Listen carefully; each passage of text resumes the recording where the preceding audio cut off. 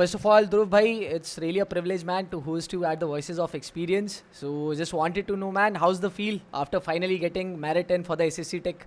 Thank you Anurag भाई।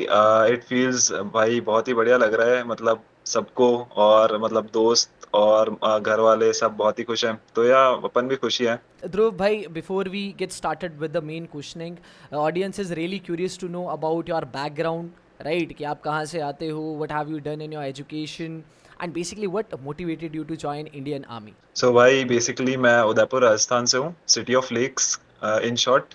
तो भाई एजुकेशन वाइज तो मैंने बीटेक ही करी है, बीटेक कंप्यूटर साइंस से। और भाई मतलब मोटिवेशन तो शुरू से ही एक थी, क्योंकि पूरी मेरी फैमिली आर्म फोर्सेस में ही रही है। मेरे ग्रैंडफादर, मेरे ग्रेट ग्रैंडफादर और मेरे ग्रैंडफादर के भाई, उनके बेटे, और मेरे जो कजिन भैया हैं वो भी एयरफोर्स में हैं। तो मतलब पूरी फैमिली मेरी आर्म फोर्सेस में ही रही है। तो शुरू से एक डिसिप्लिन और वो देख के, उनकी लाइफस्टाइल देख के बहुत ज्यादा मोटिवेशन और फैसिनेशन फील होता था।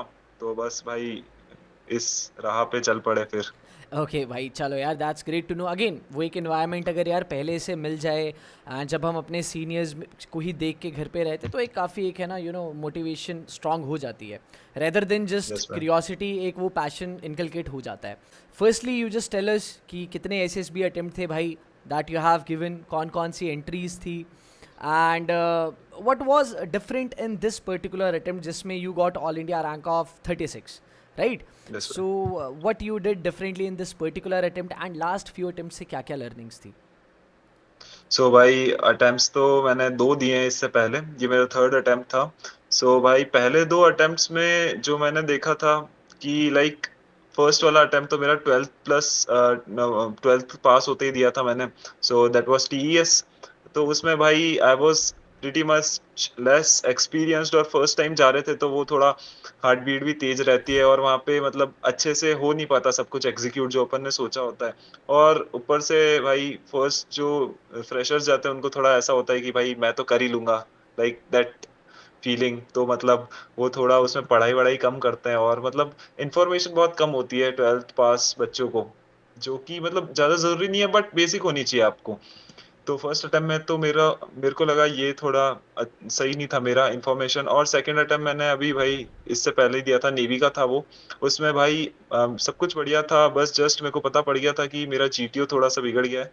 तो that was the reason that I was not selected in that. और भाई इस अटेम्प्ट में बेसिकली मैंने खाली एक चीज सोची थी कि जो मैंने प्लान किया है वो बस एग्जीक्यूट करना है वहां जाके, और ज्यादा स्ट्रेस नहीं लेना है, क्योंकि भाई भगवान अपॉर्चुनिटी दे रहे हैं अपन को।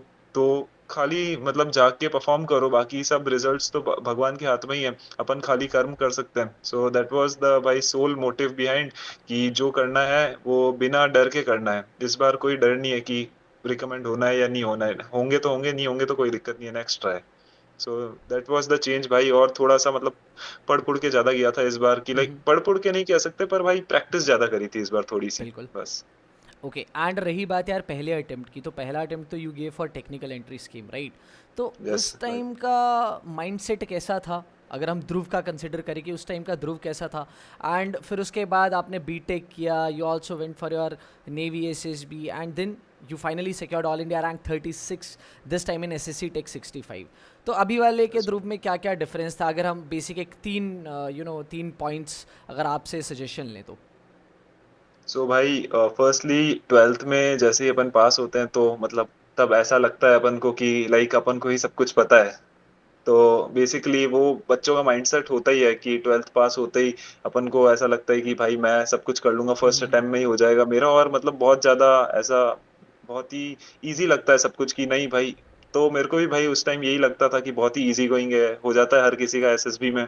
बिल्कुल। बट वही होता है भाई कि जब आप सीखते हो फिर एक्सपीरियंसेस से, तो आपको जरूरी है वो भी एक्सपीरियंस करना, क्योंकि भाई जब तक आपको फेलियर नहीं आएगा तब तक आपको सक्सेस की कीमत भी पता नहीं पड़ेगी। सो दैट वाज द भाई, वो फेलियर नहीं था मेरे हिसाब से, वो लर्निंग थी मेरे लिए।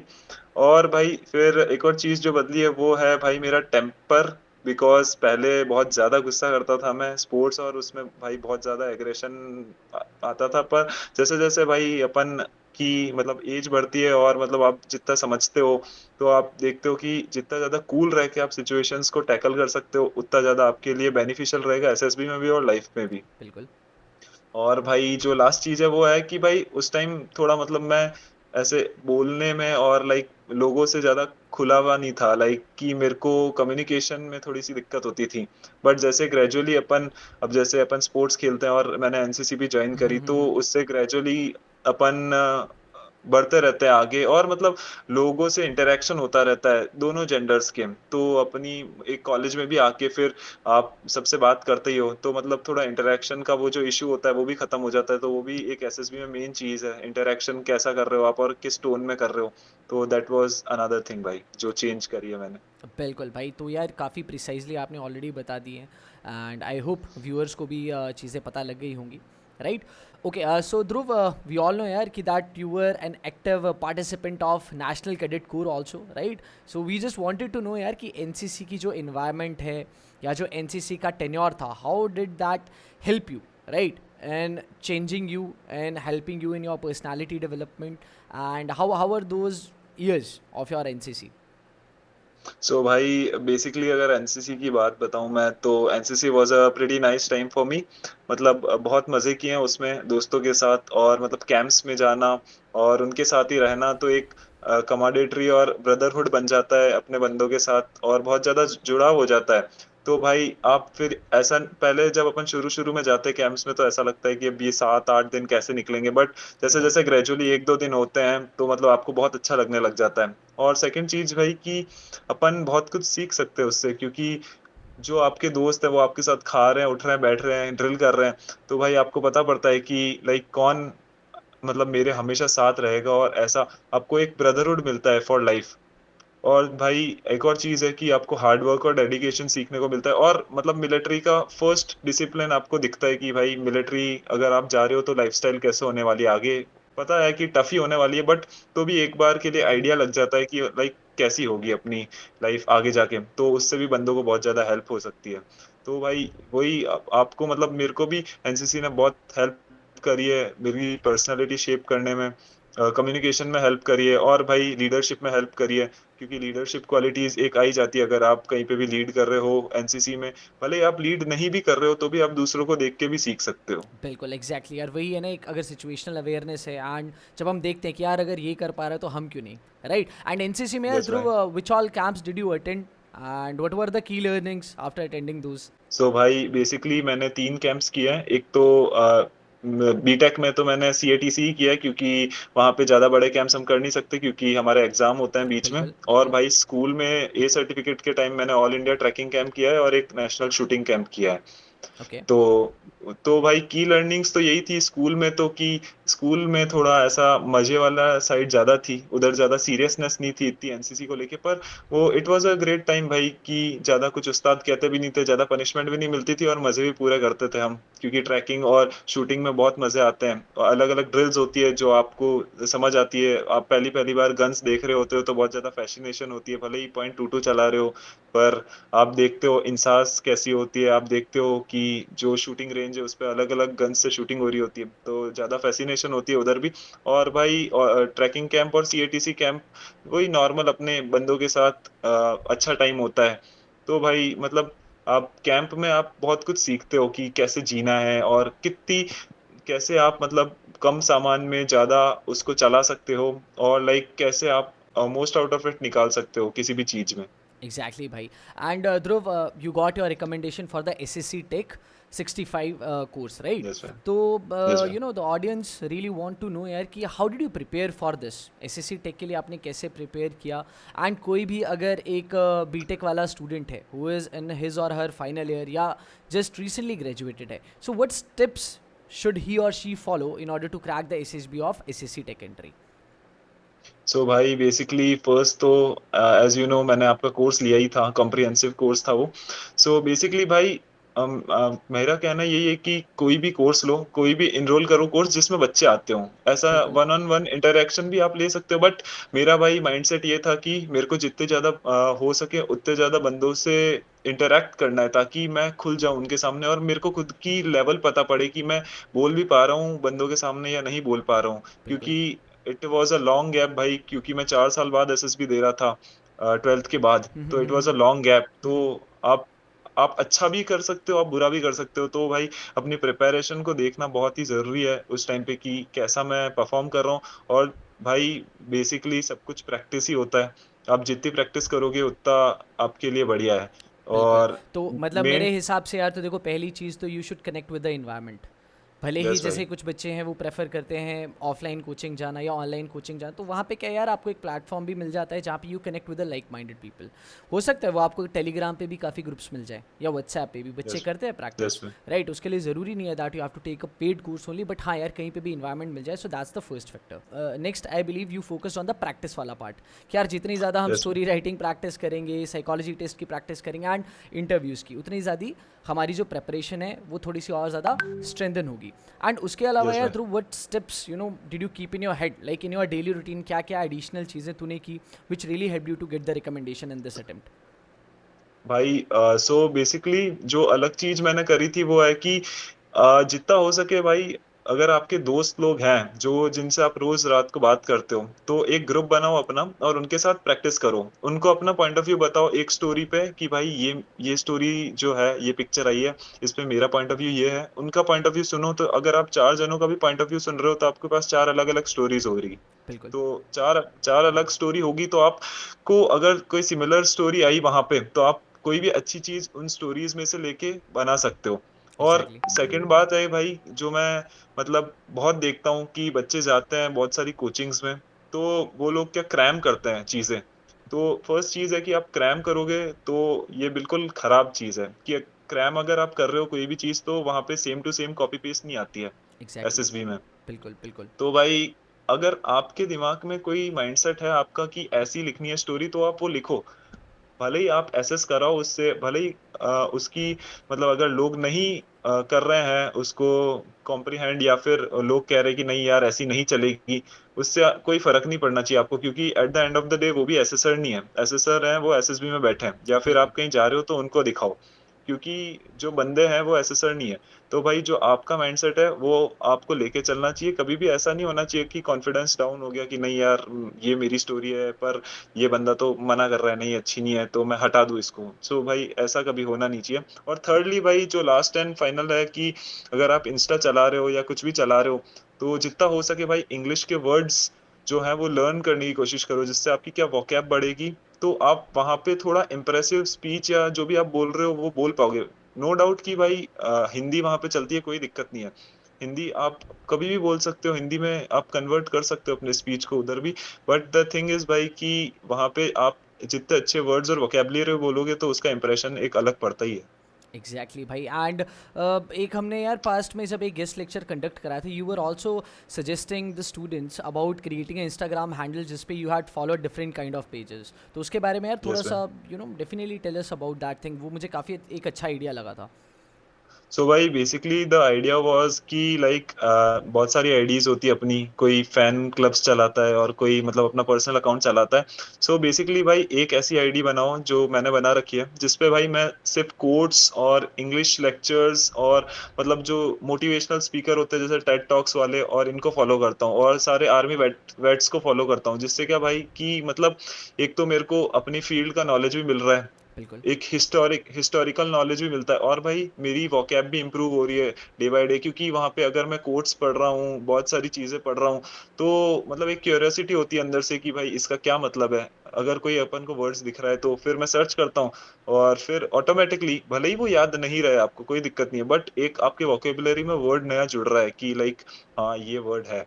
तो जितना हो सके भाई, अगर आप टाइम दे ही रहे हो इंस्टाग्राम को, तो थोड़ा यूजफुल दे सकते हो आपकी 1 घंटा कोट्स वगैरह वो देख लिए, उनसे भी आपको मोटिवेशन तो मिलेगा ही, पर आपकी वोकैब भी इंप्रूव होगी, और भाई मतलब एक हाँ सोर्स ऑफ एंटरटेनमेंट तो हो ही रहा है आपके लिए। एग्जैक्टली बट यार वही है, उसे अगर तुम कंप्लीटली सोर्स ऑफ एंटरटेनमेंट ही समझ रहे हो तो तुम्हारा जो टाइम है वो मेरे हिसाब से पूरा ही वेस्ट हो जाएगा। तो एजुकेशन यस के भाई। साथ अगर आप एंटरटेनमेंट भी ले रहे हो एंड इन्फॉर्मेशन भी सीख कर रहे हो, आई गेस ये सारे जो सोशल मीडिया प्लेटफॉर्म्स है they can be helpful to every student out there, right? Yes भाई। एंड ध्रुव भाई, from your S S B attempt I don't see any return entry यार, ना ही N D A C D S AFCAT का कोई भी S S B I can't see there. So interviewing officer जो था he use to grill you on this part कि भाई रिटर्न के एस एस बी के लिए तो आप आ नहीं रहे, आप सिर्फ डायरेक्ट एंट्रीज के लिए आ रहे हो। एंड बहुत ज़्यादा बच्चों बच्चों के दिमाग में भी ये मिथ रहती है कि भैया हमारा रिटर्न एग्जाम कोई पास्ट में क्लियर हुआ ही नहीं है and we are just going for direct entries, तो अब इंटरव्यूइंग ऑफिसर हमें ग्रिल तो नहीं करेगा और हम कैसे उसे जस्टिफाई करें? तो भाई तूने कैसे जस्टिफाई किया था इस सबको? सो भाई इंटरव्यूअर ने काफी ग्रिल किया था इस क्वेश्चन पे मेरे को, बट भाई द थिंग इज कि आप कभी भाग नहीं सकते अपने फेलियर्स से। और मतलब फेलियर्स नहीं कहो तो आप लर्निंग से कभी भाग नहीं सकते, क्योंकि क्योंकि आप कॉन्स्टेंटली लर्न कर रहे हो कोई भी चीज। अगर आपका नहीं हुआ है तो उससे भी आप लर्न कर रहे हो कि क्यों नहीं हुआ है, तो आपको पता पड़ेगा कि क्यों नहीं हुआ है। और इंटरनली सबको पता होता है उनका क्यों नहीं हुआ है। जैसे मेरा फिक्स रीजन था कि मेरी मैथ्स अच्छी नहीं थी, तो मैंने इंटरव्यूअर को यही बोला, sir my maths was not good, that's why I couldn't clear it. तो उन्होंने मेरे को बोला कि नंबर वगैरह तो अच्छे हैं तुम्हारे बीटेक में मैथ्स में। तो मैंने कहा सर नंबर लाना is a separate thing and exam में प्रेशर में मैथ्स करना इज अ सेपरेट थिंग। अगर आप एक चीज में अच्छे हो तो आप वो कर लोगे इजीली, अगर आप अच्छे नहीं हो तो आप पे एडिशनल प्रेशर आ जाता है कि यार एग्जाम में टाइम कांस्टेंट है, मेरे को इतने टाइम में करना ही है और इतने मार्क्स लाने ही है मैथ्स में, बिकॉज अगर वो नहीं लाया तो दूसरा पेपर नहीं निकलेगा ये वो। सो भाई there are lot of things. तो ऐसा होता है कि प्रेशर था ही। तो मैंने उनको सीधा बोला कि सर बिकॉज मेरी मैथ्स अच्छी नहीं थी तो मैं नहीं कर पाया। तो उन्होंने 3-4 क्वेश्चन पूछे मेरे को मैथ्स के, कि लाइक कि बताओ रूम की डेंसिटी क्या है, कितना क्यूबिक मीटर पानी आ जाएगा इस रूम में। और ये तो मैंने स्ट्रेट अवे मना कर दिया कि sir I don't know the formula of calculating the water और वॉल्यूम। सो उन्होंने बोला gentleman you are here for this entry and इतने बड़े स्टेज पे तुम ऐसे आंसर दे रहे हो, इट इज क्वाइट शॉकिंग। तो मैंने कहा sir there is nothing shocking in it because my maths is not good. You can figure it out that I cannot remember the formulas that were taught to us in 10th class. So yeah, he was laughing and all. तो भाई ऐसे निकल गया जैसे तैसे। और मुझे लगता है यार इसमें देख किस्मत का भी बहुत बड़ा हाथ है कि आपको इंटरव्यूइंग ऑफिसर भी कैसा मिल रहा है, राइट? बिकॉज कुछ कुछ Yes, भाई। आईयूज तो ऐसे होते हैं who won't be even laughing, ठीक है? वो कंटिन्यूसली Yeah, ही इतनी सीरियस शक्ल में, मतलब the way you have entered the room तब से लेके लास्ट तक वो इतना सीरियस रहते हैं कि कैंडिडेट ही यार प्रेशर में आ जाता है। सो ऐसा कभी yeah, पर्सनल exactly, भाई। एक्सपीरियंस रहा है in the past attempts? Yes भाई, इस बार भी था ऐसा ही। मतलब मेरे को जितने भी इंटरव्यूज हुए हैं उन सब में इंटरव्यूअर सीरियस ही था। बट एक्चुअली वो अपने ऊपर है भाई कि आप कितना समझ रहे हो उसको। अगर वो हंस नहीं रहा है तो फिर आप मत करो मजाक उससे। बिल्कुल, स्ट्रेट एंड सिंपल बात तो यही है भाई। बिल्कुल। अगर वो ठीक है थोड़ा बहुत रिस्पॉन्ड कर रहा है ना तो आप ठीक है डाल सकते हो कहीं कहीं पे ऐसे छोटे मोटे जोक्स। बट अगर वो नहीं हंस रहा है और स्ट्रेट फॉरवर्ड है तो भी मैं कहता तो यही उसको कि सर मेरी मैथ्स अच्छी नहीं है। बट फिर मैं इतना स्ट्रेट फॉरवर्ड आंसर नहीं दे सकता था उसको कि सर 10th में मेरे को जो फॉर्मूले बताए थे वो मेरे को याद ही नहीं है। फिर वो मेरे को वहां पे पेलता। तो इसलिए मैंने उसको ऐसा बोला क्योंकि वो थोड़ा बहुत हंस रहा था। और अगर वो नहीं हंसता तो मैं उसको बोलता कि sir sorry I can not remember the formula right now, but मैं I will get back to you in the conference and I will tell you the answer. Yes भाई। एंड ध्रुव, देखो यार, you did your BTech, right? So अब yes बहुत भाई। ज़्यादा बच्चे जो हैं ये उन्होंने बीटेक क्यों किया भाई? They are unable to justify this reason in the interview. तो what were your reasons why you did BTech? Because interviewing officer ने ये पक्का पूछा होगा, राइट? कि आपने इंजीनियरिंग क्यों की? एंड ऑल्सो वन थिंग कि कभी कभी इंटरव्यूइंग ऑफिसर ये भी पूछता है कि आपका इंजीनियरिंग का नॉलेज कैसे यूजफुल हो सकता है इंडियन आर्म्ड फोर्सेस के लिए। सो भाई बेसिकली उसने ये क्वेश्चन सबको कॉमन ही है, सबको पूछता है वो। तो मेरे को ही पूछा था। सो मेरा भाई स्ट्रेट फॉरवर्ड था कि सर मैंने बीटेक इसलिए किया है बिकॉज फर्स्ट थिंग ये प्रोफेशनल कोर्स है एक, जो कि मतलब बीएससी और ये सब थोड़े कंपैरेटिवली लोअर कोर्सेज हैं। बीटेक एक प्रोफेशनल डिग्री है। बिल्कुल। और बीटेक 4 साल की होती है तो आपको एक एक्सपीरियंस मिलता है, एक और एक्सपोजर भी मिलता है कॉलेज में। सेकंड थिंग कि भाई इससे आपके पास दो ऑप्शंस है। आपके पास बैकअप भी है कि आप सिविल जॉब्स में भी जा सकते हो, और एक और बैकअप है कि आप डिफेंस में तो जा ही सकते हो थ्रू डायरेक्ट एंट्रीज, जो कि मेरे को चाहिए थी। तो मैंने उनको यही बताया। और भाई फिर मैंने उनको ये क्वेश्चन का तो यही आंसर दिया कि सर उन्होंने मेरे से पूछा था कि कहाँ अप्लाई करोगे ये तुम्हारा सीएस वाला माइंड। तो मैंने स्ट्रेट बोला क्योंकि मैं थोड़ी रिसर्च करके गया था। तो एक आर्मी एयर डिफेंस करके सर्विसेज होती है, उनमें बिल्कुल। पूरा ये जो सिस्टम होता है वो पूरा कंप्यूटराइज्ड होता है।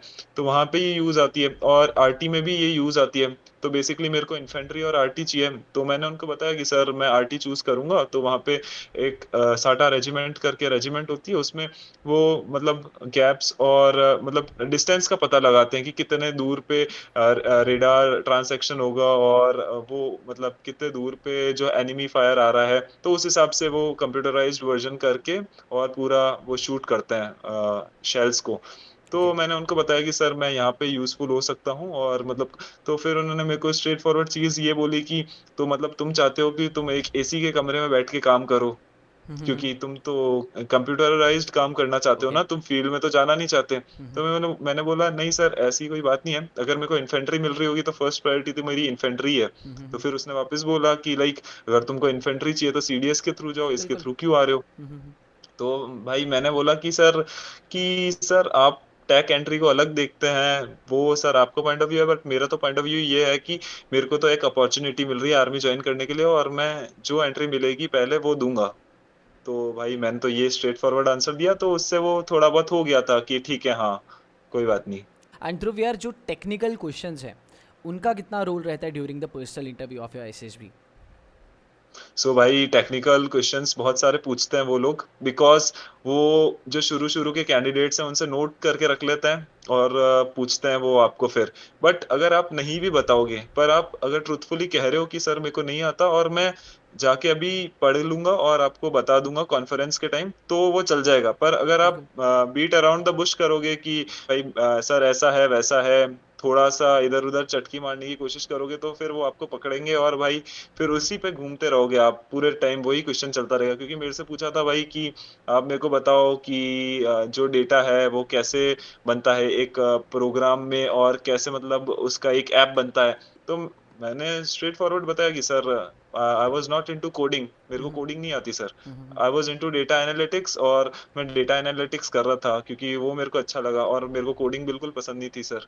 तो उन्होंने कहा बट आपने सीएस इंजीनियरिंग लिया है। तो मैंने कहा कि सर डेटा एनालिटिक्स भी सीएस इंजीनियरिंग का ही पार्ट है, वो तो अब आपके ऊपर है आप क्या बन रहे हो, सॉफ्टवेयर इंजीनियर बन रहे हो या जो भी आपको करना है वो कर रहे हो, डेटा एनालिटिक्स कर रहे हो, बहुत सारी चीजें हैं। तो फिर वो ठीक है एग्री हो गया था वो। उसने बोला कि ओके तो आप मेरे को बताना बाद में कॉन्फ्रेंस में। तो मैंने उसके बारे में रिसर्च कर ली फिर जाके बाहर साइबर कैफे वगैरह में, पर पूछा नहीं उन्होंने फिर कॉन्फ्रेंस में, तो कोई दिक्कत नहीं है। Okay. Next question to you, Dhruv bhai, would be that since you have been an engineering student, तो यार कभी कभी एनसीसी के साथ और बाकी चीज़ों के साथ चीज़ों को मैनेज करना बहुत मुश्किल हो जाता है. So how did you manage your engineering, NCC and also the preparation for your SSB interview?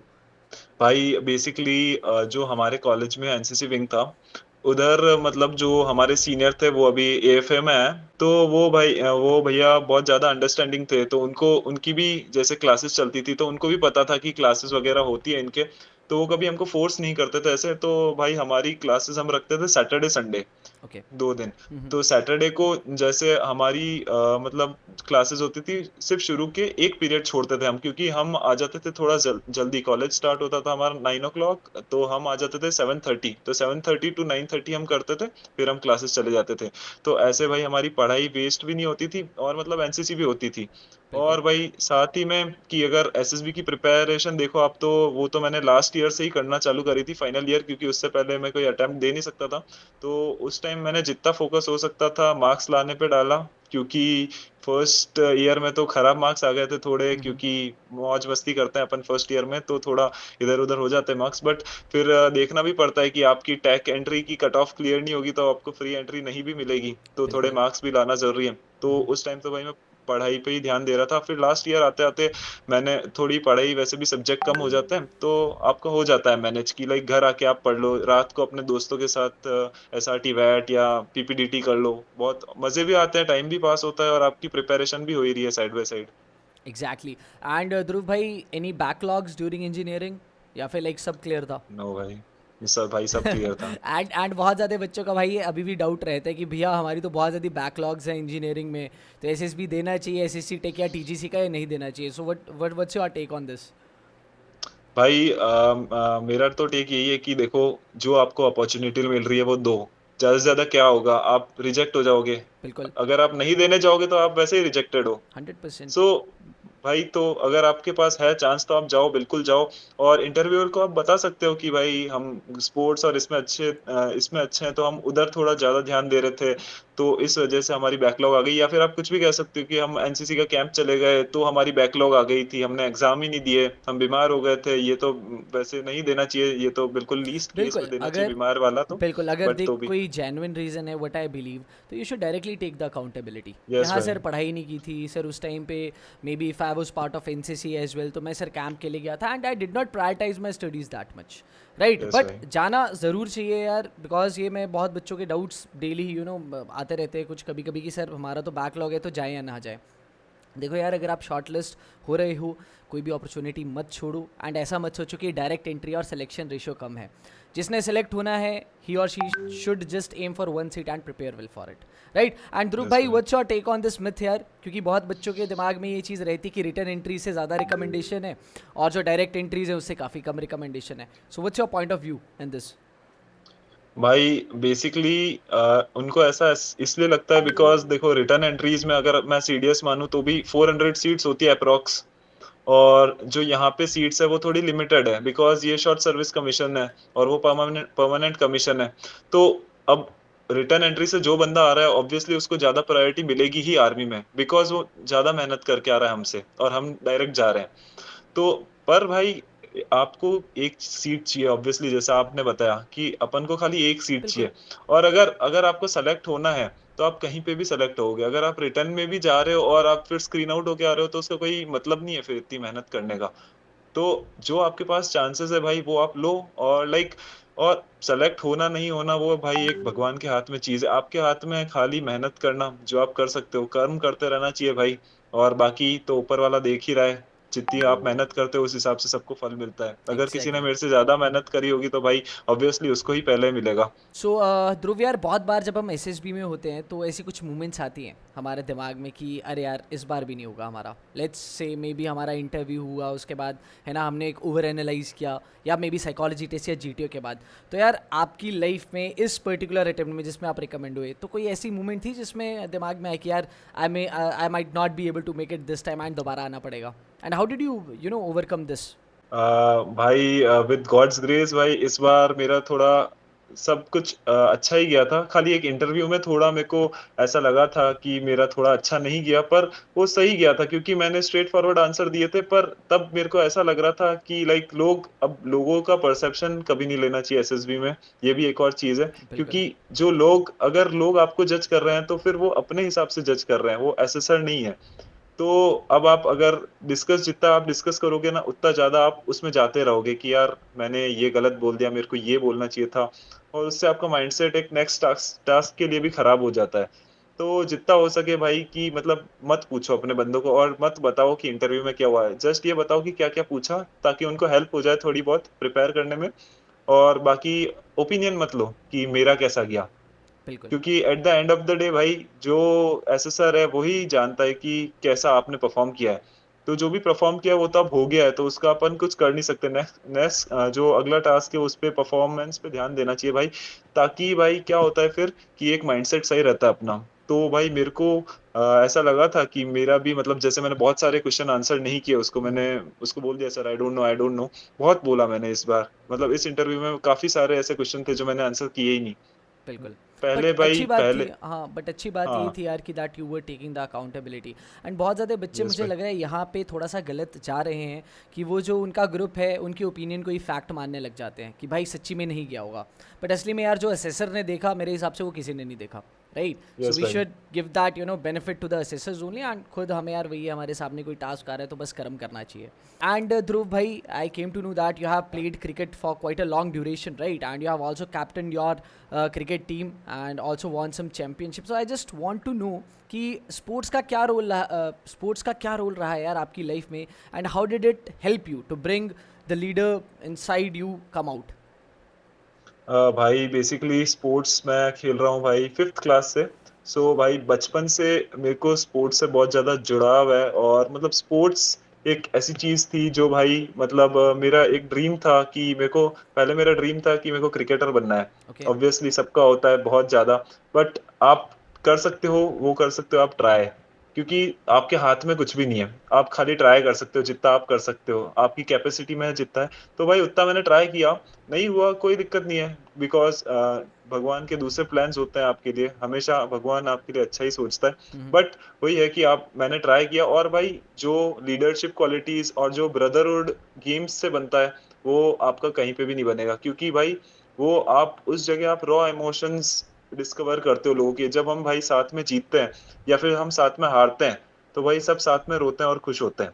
Exactly. तो तो भाई एक जो टीम में जो ब्रदरहुड होता है, और जो टीम में जब मैच चल रहा होता है उसके ड्यूरिंग जो बातें होती है, वो भाई लाइफ लॉन्ग आपको याद रहती है, क्योंकि भाई बहुत मतलब बहुत सारे लोग एक दूसरे की मतलब मजाक कर रहे होते हैं किसी से, कोई बिल्कुल मतलब सीरियस नहीं होता है मैच को लेके, कोई बहुत ज्यादा सीरियस होता है, और कैप्टन हमेशा स्ट्रेस में रहता है, तो उसको हम्म। छेड़ने का भी मजा ही अलग होता है। बिल्कुल। और भाई जैसे अगर मैं खुद कैप्टेंसी कर रहा हूँ, तो भाई मेरा तो मतलब ये मानना है कि एवरी जो हर बंदा है टीम में वो एक कैप्टन है, तो सबका इंसाइट लेनी चाहिए आपको एग्जैक्टली। कि आप क्या सोचते हो इस मोमेंट के बारे में, बट डिसाइड आप अपने हिसाब से करो, बट एक बार इंसाइट सबकी ले लेनी चाहिए कि भाई आप क्या सोचते हो इस बारे में, क्योंकि भाई at the end of the day leader भी एक इंसान ही है, और उसको भी सीखना तो है ही ग्रेजुअली एग्जैक्टली। ग्रो करने के लिए। तो भाई और क्रिकेट भाई आपको ये भी सिखाता है कि जैसे मतलब क्रिकेट नहीं, कोई भी स्पोर्ट जो आप खेलते हैं वो ये भी सिखाएगा आपको हमेशा कि आप फेलियर कैसे हैंडल कर सकते हो, क्योंकि फेलियर तो आना ही है, बिल्कुल। फेलियर को भाई आप पीछे नहीं छोड़ सकते कभी भी। तो एग्जैक्टली। भाई वो एक लर्निंग होती है। बिल्कुल भाई, बहुत सही कहा यार। एंड ध्रुव भाई, I just want to know from your and that what is that one underrated quality, ठीक है, जो कि यार बहुत ज़्यादा बच्चे इग्नोर करते हैं while preparing for SSB interview, but it does matter for the selection part. भाई अगर मैं बताऊं आपको एक ऐसी क्वालिटी, तो दैट वुड बी भाई मेरे हिसाब से परसिवरेंस, और कि भाई नेवर गिविंग अप एटीट्यूड होना चाहिए बंदों में। हम्म। अगर आपका नहीं हो रहा है तो बहुत सारे बंदे ऐसे होते हैं जो मतलब फिर ऐसा मान लेते हैं कि भाई मेरा माइंडसेट खराब है, या मेरा शायद नहीं हो सकता, और दूसरे बंदे मेरे से बहुत अच्छे हैं। दूसरे बंदे आपसे बहुत अच्छे नहीं है, दूसरे बंदों ने आपसे थोड़ी सी ज्यादा मेहनत करी है बस। और भगवान ये चाह रहा है कि आप ज्यादा मेहनत करके आओ और आप ज्यादा इम्प्रूव करके आओ, ताकि आपको उनसे भी ज्यादा मिले जो उन बंदों को मिला है। सो बिल्कुल। भाई मेरा तो माइंडसेट यही है, और एक जो हिडन क्वालिटी है वो यही है कि आपको गिव अप नहीं करना चाहिए कभी भी अपने ड्रीम्स पे, और अपने ड्रीम्स को हमेशा प्रोटेक्ट करके रखना चाहिए, ताकि भाई क्योंकि लोग कुछ भी बोल सकते हैं, लोगों के बहुत ओपिनियन होंगे, पर at the end of the day अगर आप सक्सेस हुए तो वो आपके पेरेंट्स और आपको खुशी देगा, और लोगों के ओपिनियन कोई मैटर नहीं करेंगे। और बिल्कुल। भाई अगर मैं आपको एक एग्जांपल भी दूं, तो एक बंदा था हमारे बैच में ही, 22 अटेम्प्ट्स, जिसमें से भाई उसके 16 कॉन्फ्रेंस आउट और बाकी सारे स्क्रीन आउट थे। तो मैंने उस बंदे से भाई मतलब मैंने बहुत ज्यादा कुछ सीखा, मतलब वो बहुत अपना एक्सपीरियंस शेयर कर रहा था, तो मैंने उसको बोला कि भाई इट इज एन अचीवमेंट कि भाई तूने 22 बार दिया है, मतलब अगर मैं सेलेक्ट हो भी रहा हूँ और तू नहीं भी हो रहा ना, तो भी यू आर मतलब तू मेरे से ज्यादा बड़ी पोजीशन पे है, कि क्योंकि भाई तूने 22 बार आके दिया है सेम प्रोसेस, जो कि बंदे 4 बार में थक जाते हैं देखे कि नहीं यार भाई अब नहीं हो रहा मेरे से, सेम सेम कौन 12 स्टोरी लिखे, कौन ये करे। तो भाई मतलब हेड्स ऑफ टू हिम कि भाई उसने 22 अटेम्प्ट दिए हैं और still he is trying. And भाई भगवान से यही प्रार्थना है कि सबका हो जाए बस। बिल्कुल यार, क्योंकि वही है, हमें वहाँ पे दिख जाता है यार कि कौन कौन डिजर्विंग है। बट हाँ, कहीं ना कहीं आई गेस वो एक एग्जीक्यूशन में थोड़ा बहुत 19-20 का फ़र्क हो जाता है। ओके, एंड ध्रुव यार, since you have done your BTech right, तो इंटरविंग ऑफिसर है वो बहुत बार बैकअप प्लान्स का पूछता है एंड प्लेसमेंट्स वगैरह का पूछता है। सो आपसे क्या क्या पूछा गया था and what were your answers related to the placements thing and also your backup plans apart from armed forces? So भाई मेरा स्ट्रेट फॉरवर्ड आंसर था कि मैंने उनको बोला था कि सर अभी तो मैं जॉब नहीं कर रहा हूँ, मैंने जॉब छोड़ दी है, और मेरी जॉब लग गई थी एक कंपनी में, जहाँ पे मेरे को उदयपुर में ही मिली थी जॉब, और मैं मतलब टेक कंपनी थी एक, उसमें जॉब कर रहा था। तो उन्होंने मेरे को पूछा क्यों छोड़ी आपने। सो बेसिकली मैंने उनको स्ट्रेट फॉरवर्ड आंसर दिया भाई, जो कि मेरे साथ हुआ था, कि मेरे को टाइम नहीं मिल रहा था प्रिपेयर करने का, मैं घर आता था 8 बजे, फिर 1 घंटा अगर आप खाने या कुछ घर वालों से बात करने में निकाल दो, तो फिर आपको मैक्स टू मैक्स 3 आवर्स मिल रहे हैं 12 बजे 12 बजे तक। तो आप 3 घंटे में पढ़ के आप नहीं निकाल सकते कोई भी चीज, कोई भी एग्जाम आपका क्लियर नहीं होगा। तो भाई एक फिर मैंने जॉब छोड़ी, और मतलब वो रिस्की मूव था एक, क्योंकि मेरे को भी तब नहीं पता था कि मेरा हो जाएगा या नहीं होगा। घर वाले और दोस्त लोग सब कह तो रहे थे कि मतलब नहीं छोड़नी चाहिए तेरे को जॉब, क्योंकि एक स्टैटिक इनकम बनी भी है, और कि लाइक इसके साथ ही अगर तू प्रिपेयर करेगा तो ज़्यादा बढ़िया है, क्योंकि ये बैकअप है तेरे पास। बट भाई मेरी तो यही माइंडसेट थी कि भाई मेरे को टेबल और चेयर वाली जॉब नहीं करनी है, मेरे को कुछ अलग करना है। तो उसके लिए भाई रिस्क तो आपको रिस्क लाइफ में लेना ही पड़ेगा, अगर आपको कुछ बड़ा अचीव करना है तो। नहीं तो फिर आपको अगर मीडियोकर ही रहना है तो आप you can continue with your own things. But मैं ऐसा नहीं कह रहा हूँ कि सबको रिस्क लेना चाहिए। ऑलवेज भाई कैलकुलेटेड रिस्क लो। एग्जैक्टली, वो आपके पास, समझदारी उसी में है। यस भाई। और मतलब अंधा किसी को कॉपी करने की जरूरत नहीं है आपको, कि उसने छोड़ा तो मैं भी छोड़ूं। अपने हम्म। सिचुएशन के हिसाब से जो आपको बेस्ट लगे वो आप करो। तो भाई अगर आपको ये सेल्फ बिलीफ है कि मेरा हो जाएगा, या फिर अगर मैं तब तक सस्टेन कर सकता हूँ फैमिली का प्रेशर या लोगों का प्रेशर कि नहीं हो रहा तो क्या बोलूंगा, तो आप बिल्कुल रिस्क लो और गुड टू गो भाई। भगवान उनका साथ देता है जो मतलब रिस्क लेते हैं। Next Dhruv, during the personal interview how much important are current affairs? Because कभी कभी इंटरव्यूइंग ऑफिसर है वो करंट अफेयर्स वाली चीज़ को भी काफ़ी ज़्यादा एग्जेजरेट कर देते हैं, राइट? वो भले ही पूछना होता है 2 या 3 मिनट के लिए, बट कभी कभी बहुत ज़्यादा डिटेल में घुस जाते हैं। सो आपका कैसा एक्सपीरियंस था? Did he ask you current affairs and उस टाइम पे कैसा इन्वायरमेंट था? भाई current affairs he asked me in mid of my interview. तो आफ्टर वो फैमिली और इनके बारे में पूछ लिया था उन्होंने, तो उसके बाद उन्होंने पूछा मेरे को करंट अफेयर्स के बारे में। तो मैंने उनको बताई सर को। और जितनी मेरे को आती थी मैंने सारी बताई। उन्होंने 5 5 पूछी थी, मैंने 5 5 बता दी। बट वही है कि फिर उन्होंने और डीप में नहीं पूछा, तो वो तो मतलब नहीं पूछा। तो मेरी किस्मत बढ़िया थी। बाकी अगर आपसे अगर पूछ रहे हैं और आपको नहीं आ रहा तो आप मना कर दो साफ कि सर बस मेरे को इतना ही पता है, और मैं और निकाल के मतलब और ढूंढ के लिए आऊंगा साइबर कैफे से, मैं और पढ़ के आ जाऊंगा और आपको बता सकता हूँ मैं कॉन्फ्रेंस के टाइम। तो उसमें भाई कोई प्रेशर लेने वाली जरूरत नहीं है। और अगर आपको नहीं भी आता है, बिल्कुल आप पढ़ के नहीं गए हो, तो मतलब आपको पढ़ के जाना चाहिए। बट आप नहीं गए बिल्कुल, हो तो आप एक्सेप्ट कर लो, कोई बिल्कुल यार, दिक्कत नहीं देख है वो तो उसमें। हमारी पहली ड्यूटी यही होनी चाहिए कि that we should be thorough with national news, international और डिफेंस न्यूज़। बट अगर नहीं भी आता यार, don't waste this time, directly बता दो कि sir I am unaware about the current affairs as of now, I will go back and study. बस। फिर अगेन यार, एक देखो सिंसेरिटी तो चेक वो ज़रूर करते हैं, बिकॉज हो सकता है बोर्ड कॉन्फ्रेंस में दोबारा से करंट अफेयर पूछ लें। तो अगर आप तब यस भी भाई। नहीं करके गए हो तो again they may take you as a casual candidate, right? So Dhruv भाई, अगेन यार, now since we are coming towards the conclusion of this interview, I just want to ask you like what was the most challenging part of the SSB according to you, and how did you tackle that? भाई the most challenging part that I feel is the waiting time after the conference. क्योंकि भाई उसमें कोई बात नहीं कर रहा होता है, सब चुप होते हैं। और मतलब सब अब सोच रहे होते हैं कि कब आएगा रिजल्ट, कब आएगा और मेरा होगा या नहीं, होगा या नहीं। बट वो आप भाई that is another emotion you you feel in only SSB. Because और कहीं पे भी आप जा रहे हो तो आपको एक हिंट रहता है कि आपका हो जाएगा या नहीं होगा। बट एसएसबी एक ऐसी चीज है भाई कि लाइक आप जाओगे, आपको लास्ट दिन तक ऐसा लगेगा कि मेरा हो जाएगा और आपका नहीं होगा, और आपको लास्ट दिन तक लग रहा है कि मेरा नहीं होगा और आपको हो सकता है। सो भाई दैट टोटली डिपेंड ऑन कि आपको एसेस कैसे किया है एसेसर ने, और थोड़ा बहुत किस्मत पे भी भाई। क्योंकि बिल्कुल। मैंने देखा है बहुत सारे एक एसेसर्स कई बार जो कैंडिडेट अच्छा कर रहे होते हैं उनको देख ही नहीं पाते। वो कहीं और कुछ लिख रहे होते हैं या कहीं और ध्यान होता है उनका। और जब वो मूव लगा देते हैं और उन्हीं का मूव, जैसे जीटीओ टास्क में कोई दूसरा बंदा आपका जो आइडिया है वो लगा गया और उसको देख लिया, तो उसको पॉइंट्स मिलेंगे। So basically exactly. भाई किस्मत तो वर्क करती है। बट हाँ, ये टाइम थोड़ा भाई ऐसा मेरे को हार्ड लगा था कि कब आएगा रिजल्ट। क्योंकि हमारा रिजल्ट बहुत ज्यादा डिले हो गया था, 1.5 घंटे बाद आया था हमारा रिजल्ट कॉन्फ्रेंस होने के बाद भी। ओके। तो थोड़ा भाई इसमें थोड़ा ऐसा हार्ट बीट ऊपर नीचे होती रहती है बंदों की। बट वही है कि आपने अगर मेहनत करी है तो भाई भगवान आप फल तो देंगे ही। बिल्कुल। एंड ध्रुव भाई, you know what was your family's reaction यार when you finally got recommended, and जब आपने ये न्यूज़ घर पे बताई थी? भाई फैमिली, मैं एक्चुअली कल शाम को ही आई थी मैरिड, तो मैं तो सो रहा था और घर वाले बाहर थे। तो मैंने उनको बताया फिर फोन करके। सो बेसिकली वो बहुत ज्यादा खुश थे और कह रहे थे कि यार it was a dream come true. Because भाई मेरा बचपन से यही ड्रीम था कि मेरे को जाना तो आर्मी में ही है। मैंने एयरफोर्स और नेवी के एग्जाम ही इसलिए नहीं दिए क्योंकि मेरे को स्पेसिफिकली आर्मी में ही जाना था। ओके। तो भाई it was a dream come true moment. और फिर मेरे दोस्तों और सबके फोन आ रहे थे, तो it was a nice feeling भाई। बिकॉज मेरे दोस्तों ने भी और जो मेरे पेरेंट्स हैं उन्होंने मेरा हमेशा हमेशा साथ दिया है। और जो मेरे बहुत दोस्त हैं उन्होंने हमेशा मेरे पे बिलीफ रखा है कि भाई उन्होंने हमेशा सपोर्ट किया है कि अगर तू जॉब भी छोड़ रहा है कोई दिक्कत नहीं है, तेरा होगा ही। बिल्कुल बिल्कुल यार, वही है, देखो जो लोग आपके केयर करते हैं आई गेस वो प्रॉज और कॉन्स दोनों बताते हैं, and again this stick by your side till the end, right? And Dhruv भाई, यस भाई। You know, before we end the interview on a good note, just any golden piece of advice that you would like to share with any aspirant who is preparing for SSB interview and is willing to join the army?